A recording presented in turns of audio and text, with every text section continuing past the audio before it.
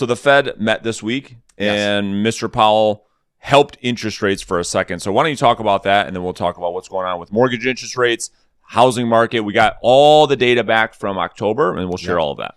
So I would just like to take a minute and pat myself on the back for... Tell me about that. Because you pressed me on a prediction last week, and usually I'm political and I don't say anything set in stone. I'm like, this week, I think I said by the end of the year, we're going to see interest rates with 5s in front of them. Okay. On conventional loans. And we locked... Yeah, locked you know what? We got to do something. Yesterday. So we're going to keep the show going, but I'm going to get a little bit more comfortable. Yeah, no, we got to get... There we go. So we're in a different studio today. Yeah. So the other one is cold because it's 12 degrees. This is way more comfortable. So if you want to sit back, is this good for you now? I feel good. I do. Right. I felt good the whole time. So I'm curious what you guys think of the new studio, but anyway, keep going. So anyway, we had the big number we were waiting for this week was PCE, which is personal consumption expenditure, right? You want me to help you? So check this out. There. I'm good. Now you can look at me. It's like blocking my No, now you're good. Right, now we're comfortable. I'm super comfy. I feel really good too. Okay, good. I'm in like a dining room chair. You're good. Sleep. I like it. So move this over. No, I'm good. There you go. How's that? Are we recording still? Yeah. All right, perfect. We're not editing that out, by the way. Yeah, no, keep it in there. That's just behind the scenes stuff. We have AirPods in today. We have all kinds of new technologies with us. So that's what happens. We're breaking ground. Anyway, so PC was coming out this week, which is are mine not green? Yep, I'm good. Go ahead. All right. So personal consumption expenditures, which is how much money people are paying for things and how much of their own money they're spending and putting into the economy, right? And that's what the whole thing that the Fed's been doing is demand destruction. They want to make people stop spending their money and keep their money in their pockets, so that way the prices of goods come down. Blah blah blah. So that was coming out on Thursday, and that was a big number that we were looking for. And we show our graphs all the time how we're replacing these year-over-year numbers, and that is one of them that we predicted would come down a lot. And some people have said that the Fed may have had an inside look at what that number is going to be because Jerome Powell did a press conference on Wednesday, and we have some clips of that. But he came out and he had a really, really good tone. Like this, they call it dovish, right? Yeah. So like a dovish tone is basically where they see they're starting to see the brighter side of things. They're having a more positive outlook. And so he mentions, and we have some of the videos here too that we can show, but he mentions that the prices of goods are going down. We're seeing a lot of the supply chain bottlenecks easing, and we're seeing some price stabilization. You want to get into this? Yeah, we can show. So let's show. I'll show Uncle Jerome. We'll get into this. The most exciting man in America right now. Yeah, exactly. Services other than housing. Core goods inflation has moved down from very high levels over the course of 2022, while housing services inflation has risen rapidly. Inflation in core services ex housing has fluctuated, but shown no clear trend. And I'll discuss each of these items in turn. Early in the pandemic, goods prices began rising rapidly as abnormally strong demand was met by pandemic-hampered supply. Reports from businesses and many indicators suggest that supply chain issues are now easing. Both fuel and non-fuel import prices have fallen in recent months, and indicators of prices paid by manufacturers have moved down. While 12-month core goods inflation remains... All right, so what's funny too about that? It's this recording, which is the shitty recording. Yeah, that's why it's so bad. That's why the sound it was the video, the actual video. So whatever video you got this from, this was like a recording of the recording.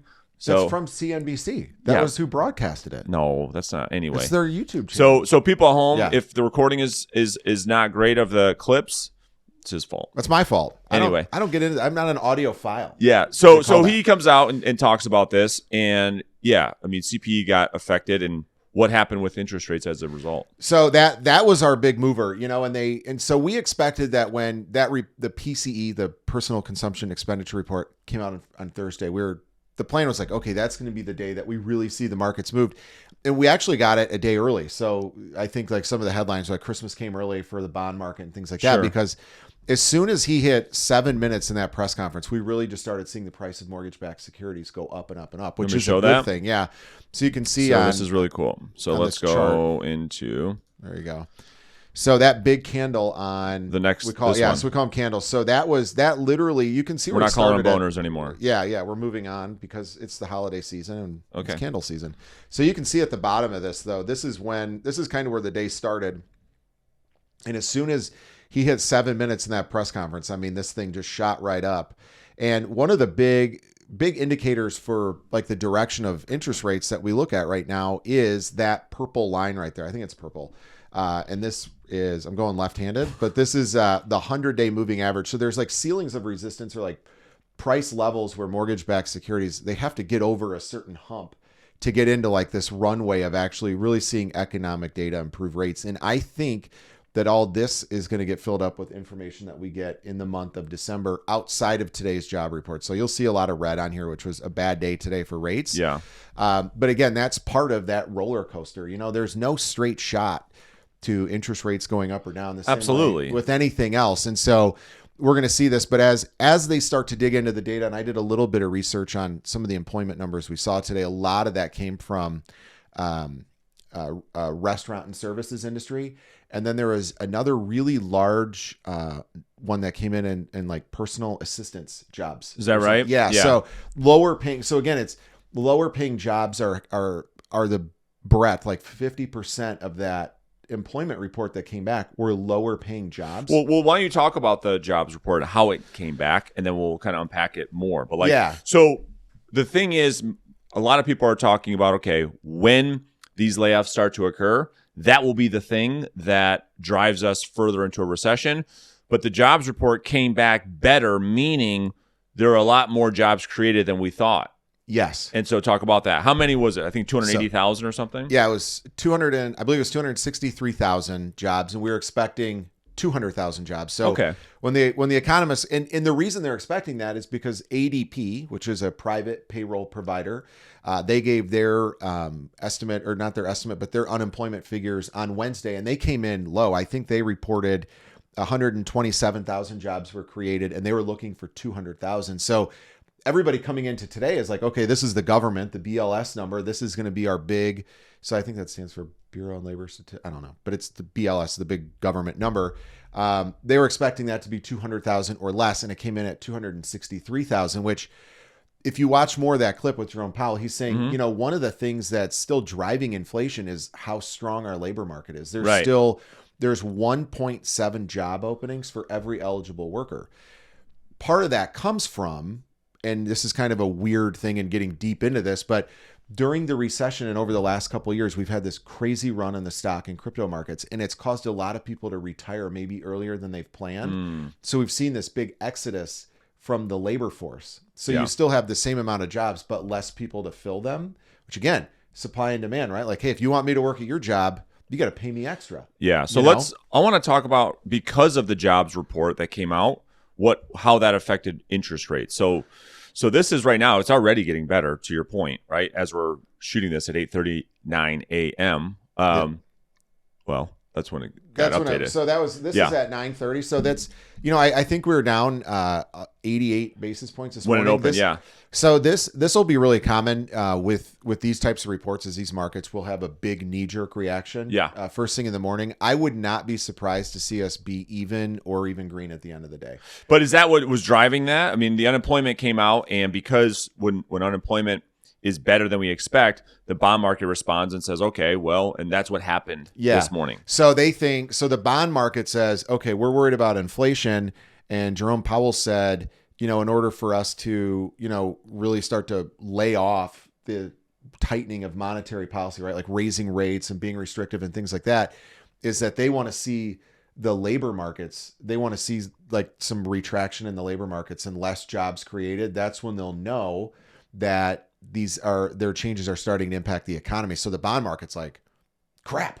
Like, we had this great jobs report. Now Jerome Powell is going to go back and continue to raise rates longer. But and that's a big part of why when the Fed talks, they're like, don't get super excited and go crazy over every report. Yes, we are going to start to look at changing the direction of some of our rate hikes, but this doesn't mean we're out of the woods yet. And this doesn't mean that we're going to stop raising rates or anything like that. Yeah. So let's transition into interest rates. I mean, overall, we had a good week. Amazing week. Yeah, you text me And the thing is, right? So our content is to give the facts. Yeah. And all the people spreading fear about the housing market crash, interest rates are on their way to 10, 11, 12%. Well, since we made that video, rates have done nothing but come down from 7%. So talk to me about this week. Where did you see rates? Where are they at right now? So last week we were like 6.25%. And a big part of that, when we were looking at that chart, is getting above that 100-day moving average. And I knew as soon as we did that, that's going to be when we finally see on conventional loans, we're going to start to see that 5% rate. So as we got here and we started to trade above this, we closed yesterday. Lenders repriced for the better probably 4 times yesterday. Wow. So throughout the day. So what'll happen is when you have a huge market movement like this, the lenders aren't all of a sudden going to say, all right, time to drop all the rates in our rate sheet. Let's just, like this moved 100 basis points that day. We're going to lower rates 100 basis points. They keep some of that back to manage some of their pipelines so that if it does, because the markets are so volatile right now, they go up and down. So lenders will keep some padding in there. So I don't think there will be much of an adjustment in rates today. And based on where we were at yesterday. So I presented a loan to a client. It was kind of funny. So this was like probably 5 or 6 weeks ago at 6.875. And this is a good size. This is a refinance, like $500,000 loan. Are you doing a refinance? Doing a refinance. Wow. $500,000 loan. Like it was like 80%, loan to value or whatever. And I presented that loan to her yesterday afternoon at 5.996%. And then by the time I went to lock her rate, it was 5.89%. So it had come down a little bit further. So under 6, under 6%, like real conventional loans with not paying a bunch of points or anything like that. Like you're legitimately in the 5s with the right lender and the right profile and we're going to make that mark. And now once we crossed that 100-day moving average that I bring up, there's a lot of room for them to get better. And so there'll just be this month, it's kind of like everybody's starting to go on Christmas vacation in the trading world anyway. But I do still think that we have a little bit more room to move, even going through the end of the year, and then a really nice start for next year on rates. So, I mean, what's going to happen is when I create the title of this video and I talk about interest rates being under 6%, there's going to be a lot of people that makes very upset. They're not going to be able to accept it. They're going to want to challenge it. We spend another minute or so really talking about, okay, like, I don't know if we can price out a loan on the show or not, but how are with what happened this morning, our rates, if you price out something right now, you feel like we're still under 6%, or do you feel like we're back up to maybe 6.25% if you were to price out a loan today? I think you're probably looking at just being that same loan yesterday, you're probably paying a half point for like 5.99 today. Okay. Like, I mean, that's not, and again, that it just depends on the lender too. Like and the person and the profile and the income and the assets and the credit, all that. We're brokers, right? So there's a lot of shopping that we can do across lenders. So, I mean, I have, even after I locked a loan, I found other lenders that were better. So, I mean, you're talking about, we'd have to move legitimately like 1/8% in rate, which is really a big move. It takes a lot of the market to move 1/8% in rate. So yeah, I mean, I think you're still pricing. You're probably paying a little bit more today than you were yesterday, but you're still under 6%. It's negligible. Yeah, easily under 6%. On a 30-year fixed conventional mortgage, we're under 6%. Yeah, 100%. Now, when we look ahead in the month of December, we have another Fed meeting, and I think you sent me something the other day. December 14th, by the way. You were right. I told in our video last week, I said it was December 2nd, December 14th. 14th. So they're going to meet again, and that raise in rates might not be 0.75 point this time. It might be a half point. Yeah, and that's what he said yesterday in Wednesday in that press conference. Yeah, that's when that was a big part of that, is that it is time to moderate the pace of the rate hike. So they're not going to stop raising rates. Yeah. And they're not going to decrease their target rate. As a matter of fact, it might go up. But it is time to start the pivot, it's working. Right? From 3/4. Yeah. Well, it's working. I mean, right? So that's what's causing mortgage interest rates to go down. Right. So we got 30 days left of 2022. I keep asking you for your prediction. And so far, you've been pretty spot on. Where do we end, do you think, with all the reports coming out in December, where do you think we end the year in interest rate, mortgage rates? I would say that your 30 years are going to trade around 5 3/4. By the end of the year. It's great. It's great. So let's shift and talk about housing for a second. So here's the other thing, right? So we talk about mortgage interest rates have come down. We're under 6% as we get into December. So many people thought we'd be at 10% right now. It's crazy. Crazy how wrong they were. And so now let's talk about the housing market crash. All right. So here's the crash. If this is a crash, man, oh man, we really lucked out. The crash, as we currently sit, home prices. All right. This is home prices as of October, because this is the latest data we have, is 397,000. Year over year change, 5%. Up. Home prices are up 5%. Right. I just don't get how this isn't like some secret website. You know what I mean? Right. Like everybody has access to the same reports that we have. I don't know how CNBC or any of these people look at the data and then say home prices have fallen 20%. Yeah, and the interesting part about this is, and again, it goes back to like, well, this is coming from Redfin. Of course they want, median. They don't want the market to go bad. Like Redfin.com doesn't care what happens to the markets because what happens to home values, because more homes are going to buy and sell, and they're in the business of marketing homes to buy and sell, right? Isn't that what they do? It's like Zillow or like whatever it is. Like they don't control that number, and they don't care about that. And like this is just data. It's just facts. Yeah, they're about the markets, right? Yeah, home price. The thing is, prices right now coming out of 2021, which is the highest prices we've ever seen, are still up. Right, we're still up, and we could show report after report after report from all these companies that are forecasting maybe flat appreciation, maybe down 5%, maybe up 5%, maybe 1%. But again, there's still no data to support a economic housing market collapse. Right. And so furthermore, with the data, let's go talk about this a little bit more. So home prices up 5%. Home sales are down for sure. Seasonality, there's no doubt about it. New listings are still not coming on the market. I know. That's brutal. It's brutal. That's what's holding this inventory. Yeah, buyer demand is way down. But when you look at homes for sale, we're still under 1.6 million homes for sale on the market, which is 600,000 less homes pre-pandemic. Right. And then when you go back to 2008, when you're sitting at 3.7 million homes for sale. At 10% unemployment. At 10% unemployment versus 1.5 million homes for sale. Yeah. I just don't see a huge price drop. I mean, it's not what the data is showing. Right. Even foreclosures. Oh, the foreclosures and all-time lows. All-time lows. Yeah. The data doesn't support.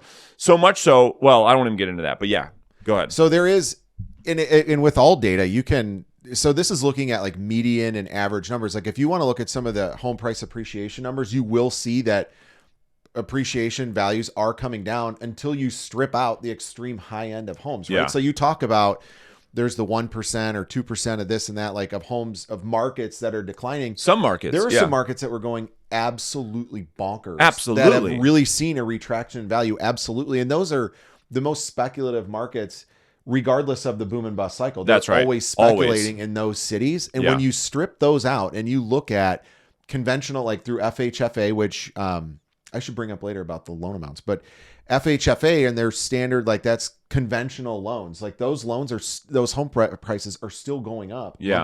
Month over month, they're up 1%. Yeah, it's which crazy. is crazy. Look at this though. I just saw this on. So this is all the housing market data is like 30 days behind. Look at the average 30-year fixed mortgage rate at the end of October. Just 30 days ago, we were at 7%, and now we're under 6%. That's how much they've dropped in just 30 days. Right. And so, it'll be interesting to see what happens at the end of December. So your interwebs it's not are working. down. Yeah. I can pull it up. So you want to get into just the loan limits, right? Yeah. So I wanted to check on one thing. So that's been a big change is as home prices have gone up, right? Which has a ton of upside, right? If you're a homeowner, a ton of downside if you're a home buyer. But one of the things that conventional lending does, right? So that's the FHFA, it's Federal Housing Finance Administration, and they manage Fannie Mae and Freddie Mac. Sure. They kind of set all the rules. They tell them if they're charging too much or if they need to charge more. And as prices are going up, they raise what's considered their conventional lending limit. So for the longest time, it was 417,000. Right? Yeah. Like 417 Forever. was always your maximum before you got into jumbo loan territory, right? And then there'd be other counties, like in certain counties in California for a long time, it was like 525,000. And every year they move that mark based on home values and what people are paying. So in every normal market, right? So there's what they call high cost counties, and then there's standard normal counties, right? So in the state of Michigan, for instance, we have 0 high cost counties. So the maximum conventional. What are you trying to say? I don't know. We got low home prices here? Yeah. We got the cost of living is extraordinary. But it's so that got raised to $726,200 on a conventional loan. And then they have what's called a high balance loan. And so that's from $726,200 up to like $1,089,000 in your higher costs. That's gonna be like your LA and your New York and some parts of Florida and things like that. So that high balance number is still gonna get you 3 to 5% down payments. It's gonna get you really low cost PMI. You can qualify for loans with 1 year's worth of tax returns. Like it gives you all the simplicity of a conventional loan. And now you can do that up to $726,000. So before you bought a $750,000 home, even if you put down 20% on that house, you're still looking at paying a jumbo loan rate, loan terms, which are just more complicated. So that's been a nice change in the mortgage. That's huge. That's massive. So last thing I want to cover with you, and then we'll get back to the people next week. What are your thoughts on Yay falling off the rails? We were talking about that too, because my guy Liver King fell off the rails. Yeah, he definitely fell off the rails too. I've been trying to tell you this for I don't know, a year and a half. That guy was so full of shit. You got to give him some credit for being what? For being an influencer, going on the internet and lying, and then coming back and saying I lied. How many of them do that? Well, yeah. Okay, let's get into this. So we can put this into our show, which we talked about. So the reason he came on and admitted that was because he was found out. Yeah, of course. So my bigger problem with his apology thing was, had he not been exposed, does he just come out of the goodness of his heart and just say, it's because he was found out. Yeah. Well, people lie, especially in the world we live in, right? Like the influencer driven world and all that. Like people lie, and very rarely do they ever come clean. I mean, look at A-Rod, for instance. I mean, they had like doctors showing that guy eating gummy bears in the first inning and being clean by the seventh inning. And what, you know what I mean? And even like the steroid era in baseball, did any of them ever admit to using steroids? I don't think a single one of them. Yeah, I just don't. So I think there's some credit given to the admission. For me, and I told you this before, like it's entertaining. Like watching a guy do shots of like 52 raw eggs. It's just funny. Yeah, that I love. Yeah. But when the dude's trying to be all serious about his 9 or 10 principles, I think it's all bullshit. Yeah, it is 100%. Now, like the whole thing, and when you were defending his fitness to me, I'm like, dude, the guy's fucking juicing. He's a you would never look like that. You were defending it to the death in the summer. Like, no, dude, did you see that guy's workouts? That's why he's so jacked. I'm like, dude, that's not why he's so jacked. Yeah, but I mean, and then you got to have those workouts to get like that. Even with you could not take that cycle of steroids that he takes and look like him without he does 15 workouts a week.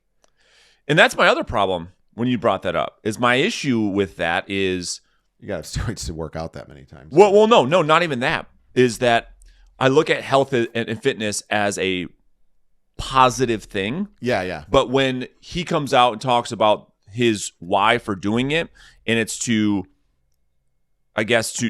doing it to suffice his insecurities of himself and his self-image. I don't know. It's like negative towards, it's like the guy that gets tattoos everywhere because he wants attention because he can't stand himself. I don't know. Maybe if it's working for him and that's why he's doing it, fine. Right. It's like, well, let me roid up. Let me get really jacked for my insecurity and then lie about it to the world. I mean, you shouldn't lie about it. I get it. Like I wouldn't lie either about that. I mean, easier said than done, right? I don't have like insecurity issues, and my character is not some monster meathead crazy person. I think I agree with you that it's a I can't think of it now, an insecurity issue. Yeah, but I think that's a lot of it with like the Kanye thing too. I think a lot of that. I mean, it's attention. Just fly it's off attention. The rails when they're not at the center of attention. Yeah, 100% themselves. I was watching. I forget what I was watching, but somebody said it perfectly. He is just really addicted to all the attention that he's getting right now. Yeah. And the problem is, he's saying all these things that are just completely off the rails. And is it like what he really believes, or is it because now he's got everybody talking about him? Is it strategic, or is it just he's just completely off the rails?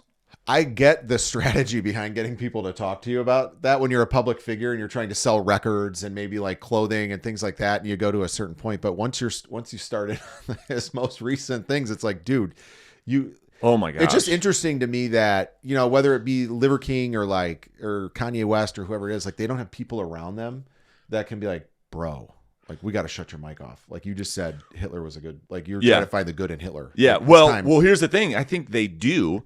And I forget what podcast I was just watching. He does have people, but when he had people on his side saying, dude, chill out. Don't tell me what to do. Don't tell me what to do. You know, like that's what he was doing. Yeah. Did you see the shot with him and Sway? No. So like, you know, people are trying to help him through this. Yeah. And he just goes off on Sway, you know, like, I'm doing me. Don't tell me what to do. You know, it's like, man, this guy's, he's getting in his own, he can't stop stepping on his own dick, you know? Fame is scary. Yeah. That's some crazy shit. Anyways, more to report next week. Appreciate you, bro. All right. We'll see you.